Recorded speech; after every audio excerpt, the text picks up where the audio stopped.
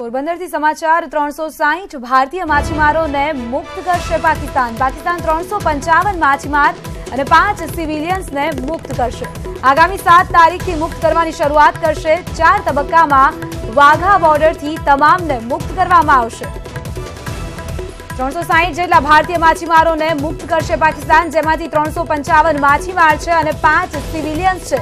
આ તમામને આગામી 7 તારીખથી મુક્ત કરવાની શરૂઆત કરવામાં આવશે। 4 તબક્કામાં તમામને વાઘા બોર્ડરથી મુક્ત કરાશે। પાકિસ્તાન તમામ 360 ભારતીયોને મુક્ત કરશે, જેમાં 355 માછીમારો છે, જ્યારે 5 સિવિલિયન્સ પણ છે।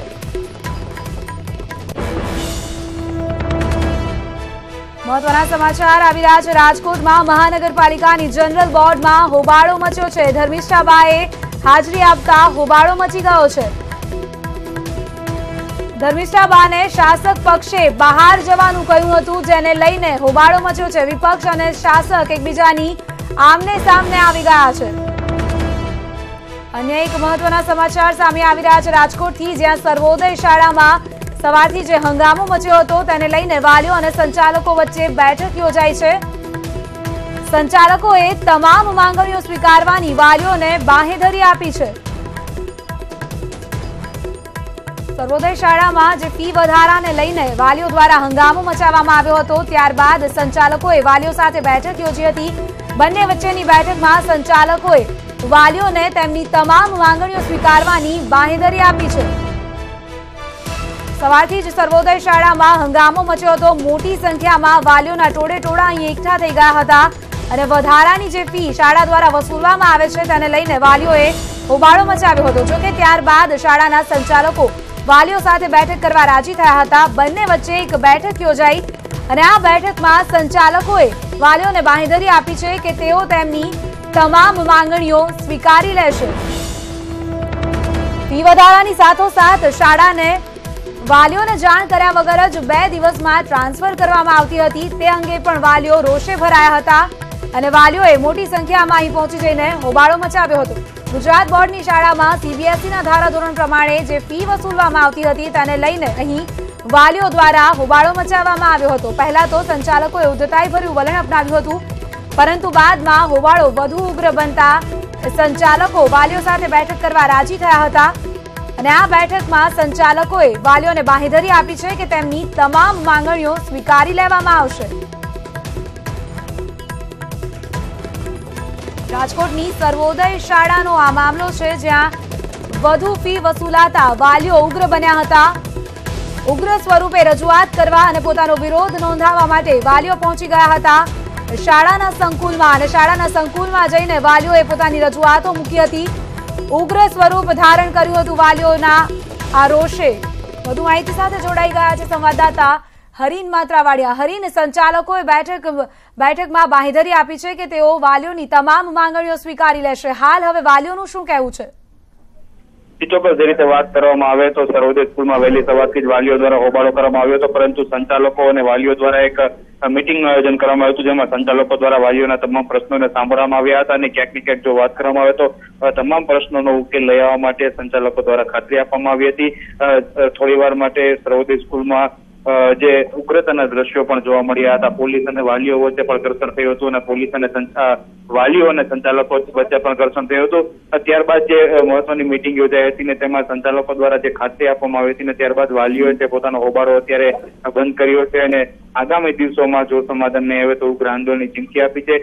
સ્વાભાવિક રીતે જે હોબાળો થયો હતો તેમાં એનએસયુઆઈ પણ જોડાયું હતું અને સ્થાનિક કોર્પોરેટર કોંગ્રેસના છે તેઓ પણ જોડાયા હતા, પરંતુ જે રીતે વાત કરવામાં આવે તો વાલીઓ દ્વારા જે રજૂઆતો કરવામાં આવી હતી, સંચાલકને પણ સ્કૂલ ફરીથી આવવા માટે ફરજ પાડી હતી અને ત્યારબાદ સમગ્ર મામલો છે મીટિંગ બાદ અત્યારે થાળે પડ્યો છે।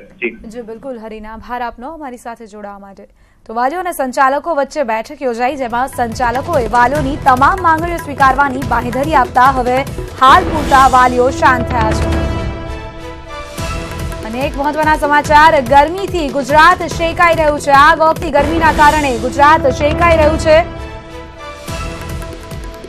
હીટવેવની જે આગાહી કરવામાં આવી હતી, હજુ પણ 1 દિવસ સુધી આ હીટવેવ યથાવત રહેશે। અમદાવાદમાં 43.7 7 ડિગ્રી તાપમાન પહોંચ્યું છે, તો સુરેન્દ્રનગરમાં 42.4 અને અમરેલીમાં 43.2 તાપમાનના કારણે રાજ્યવાસીઓ હાલ ગરમીથી તોબા પોકારી ઉઠ્યા છે। સંવાદદાતા ફરીદ ખાન અમારી સાથે જોડાઈ ગયા છે વડોદરાથી। ફરીદ, ગરમીથી ગુજરાત શેકાઈ રહ્યું છે, વડોદરામાં હાલ આજનો પારો શું છે અને કયા પ્રકારે વડોદરાવાસીઓ ગરમીથી બચવાના ઉપાયો કરી રહ્યા છે?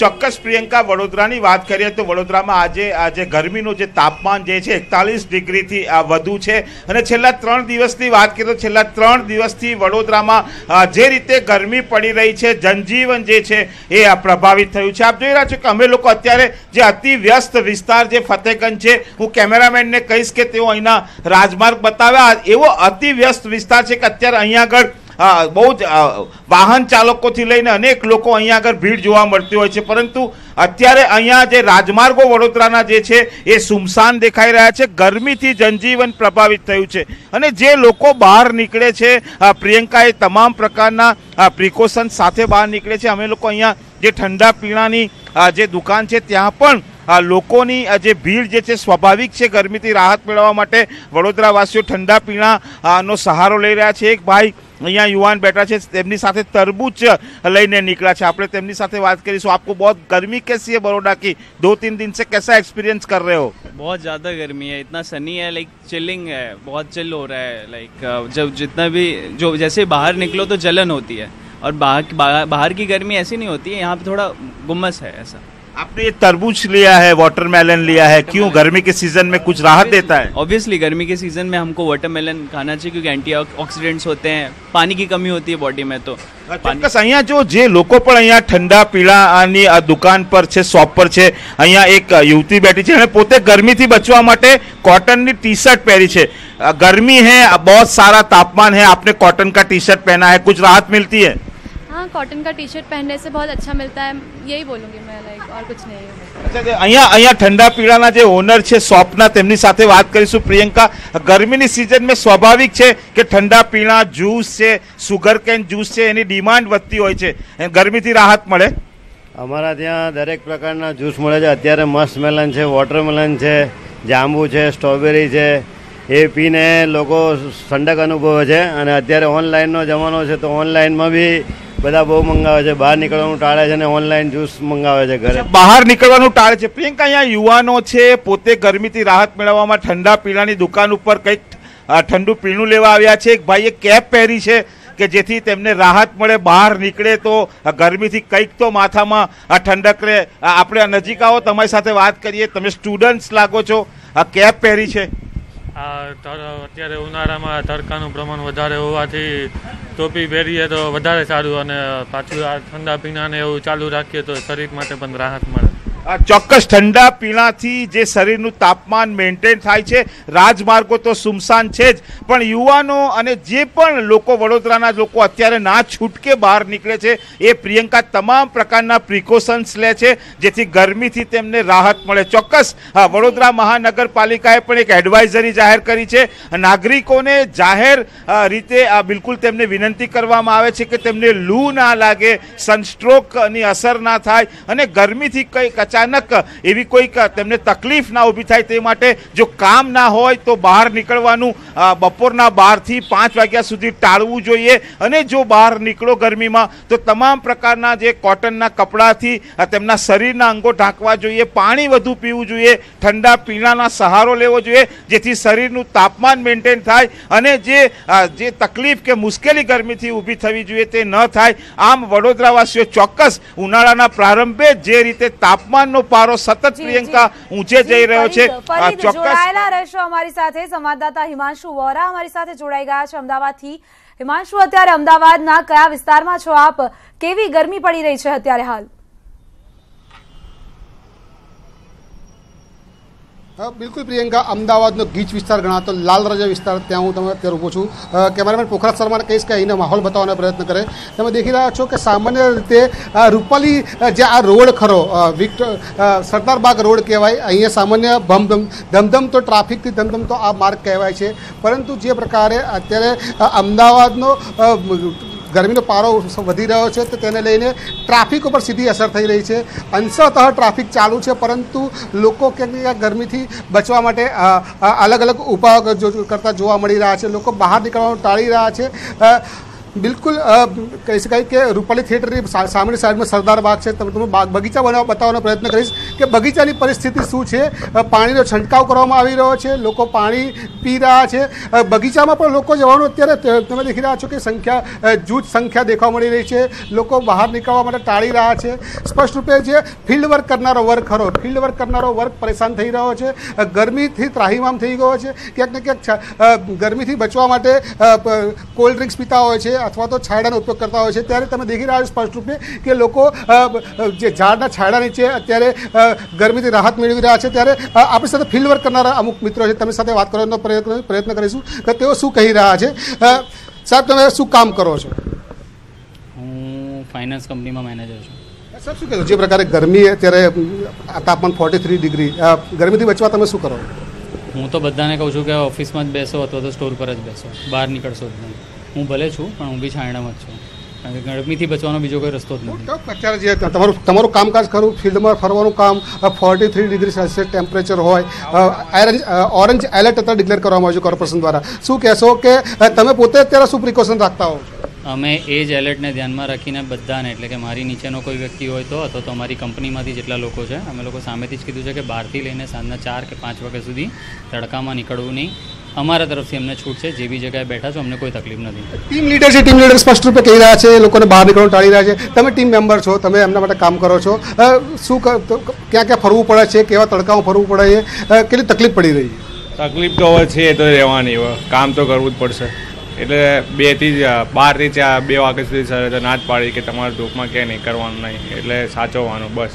હેલ્મેટ સાથે રાખવાનું, નહીં કરવાનું, પાણીની બોટલ સાથે લઈને ફરવાની. પ્રિયંકા, પાણીની બોટલ પણ સ્પષ્ટ રૂપે દેખવા મળી રહી છે કે પાણીની બોટલ પણ લોકો સાથે રાખે છે. સ્પષ્ટ રૂપે ક્યાંક ને ક્યાંક ગરમીથી બચવા માટે લોકો અલગ અલગ ઉપાય કરી રહ્યા છે. ક્યાંક કોલ્ડ ડ્રિંક્સ પી રહ્યા છે, ક્યાંક છાંયડામાં ઉભા રહ્યા છે. આપણે અન્ય મિત્ર સાથે વાત કરવાનો પ્રયત્ન કરીશું. સાહેબ, ગરમીથી કેટલા પરેશાન થઈ રહ્યા છો? 43 ડિગ્રી ટેમ્પરેચર છે, શું કહેશો? ગરમી તો અમને દર વર્ષે હોય જ છે. દર વખતે એટલી 42-43 વટાવી જ દે છે. દરેકે પોતપોતાની રીતે જે સગવડ પ્રમાણે પોતપોતાની રીતે કોઈ ગોગલ, ટોપી અથવા એ ટાઈમમાં ના નીકળવું જોઈએ. જરૂરત હોય તો જ નીકળવું જોઈએ. અત્યારે હું નોકરીથી છૂટી રહ્યો છું સાહેબ. તમે દેખી રહ્યા છો પ્રિયંકા, લોકો નોકરીથી છૂટી રહ્યા છે, શિફ્ટ વાઇઝ કામ કરતા હોય, બપોરના ટાઈમે છૂટવાનું હોય, સીધી પરેશાની થતી હોય છે. ગરમીથી ત્રાહિમામ લોકો ક્યાંક ને ક્યાંક રસ્તે જતા ઝાડ નીચે ઊભા રહેતા હોય છે અને ગરમીથી રાહત મેળવી રહ્યા છે. પ્રિયંકા, જી બિલકુલ. હિમાંશુ, આભાર આપનો અમારી સાથે જોડાવા માટે. ફરીદ, આપનો પણ આભાર અમારી સાથે જોડાવા માટે. તો સતત જે ગરમી પડી રહી છે તેમાં લોકોને ખાસ ધ્યાન રાખવાની સલાહો આપવામાં આવી રહી છે. જ્યારે આટલી ગરમી વધે ત્યારે ગરમીના જે અવર્સ છે બપોરના, એ લોકોમાં એમાં ખાસ કરીને બહાર જવાનું એમણે એવોઇડ કરવું જોઈએ.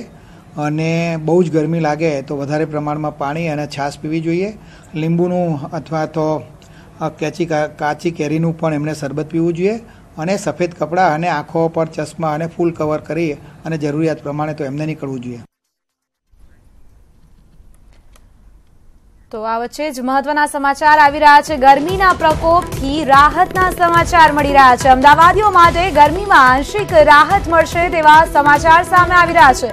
ગરમીમાં થોડા અંશે અમદાવાદવાસીઓને રાહત મળશે. 42 ડિગ્રી સુધી રહી શકે છે તાપમાન. જે 43.7 ડિગ્રીનું તાપમાન હતું તે તાપમાન 42 ડિગ્રી સુધી નીચે જઈ શકે છે તેવા સમાચાર હાલ સામે આવી રહ્યા છે. ગરમીના પ્રકોપથી અમદાવાદવાસીઓને આંશિક રાહત મળશે તેવા સમાચાર સામે આવી રહ્યા છે.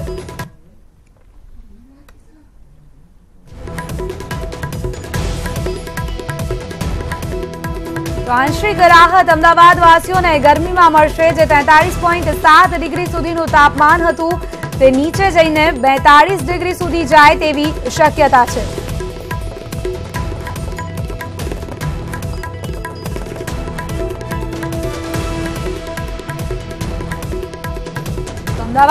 અમદાવાદીઓ માટે આ ગરમીમાં આંશિક રાહત મળશે તેવા સમાચાર સામે આવી રહ્યા છે. જે 43.7 ડિગ્રી તાપમાન હતું, જેને લઈને ઓરેન્જ એલર્ટ જાહેર કરવામાં આવ્યું હતું, તે તાપમાનમાં થોડા ઘણા અંશે ઘટાડો થઈ શકે છે.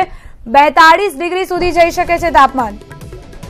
વધુ માહિતી સાથે જોડાઈ ગયા છે સંવાદદાતા વિભુ પટેલ. વિભુ, 43.7 ડિગ્રી તાપમાન, જેમાંથી અમદાવાદીઓને થોડીક રાહત મળવાના સમાચાર સામે આવી રહ્યા છે. 42 ડિગ્રી સુધી જઈ શકે છે તાપમાન, તેવા સમાચાર આવી રહ્યા છે. શું છે વિગત? જી પ્રિયંકા, હવામાન વિભાગ દ્વારા આગાહી કરવામાં આવી હતી કે છેલ્લા કેટલાય દિવસથી છે જે પવનની દિશા હતી એ ઉત્તર પશ્ચિમની દિશા હતી અને જેના કારણે ગરમ અને સૂકા પવનો રાજસ્થાન તરફથી આવતા હતા, જેના કારણે એકાએક તાપમાનમાં વધારો થઈ ગયો હતો. પરંતુ અત્યારે હવામાન વિભાગે જણાવ્યું છે કે ગુજરાત ઉપર આવતા પવનોની દિશા બદલાય છે, જેના કારણે આંશિક રાહત મળશે. એટલે કે 41 થી 42 ડિગ્રી વચ્ચે તાપમાન અમદાવાદ સહિત રાજ્યનું નોંધાશે. ખાસ કરીને ઉત્તર ગુજરાત અને કચ્છનો એવું છે કે જ્યાં ખુલ્લો પ્રદેશ છે અને ઉત્તર ગુજરાતમાં જે રાજસ્થાનનું રણ નજીક છે, જેના કારણે થોડી જ આજે ગરમી ત્યાં વધુ અનુભવાશે, પરંતુ બાકીના જે વિસ્તારો છે ત્યાં થોડી અંશે રાહત મળશે. જી વિભુ, આભાર આપનો અમારી સાથે જોડાવા માટે.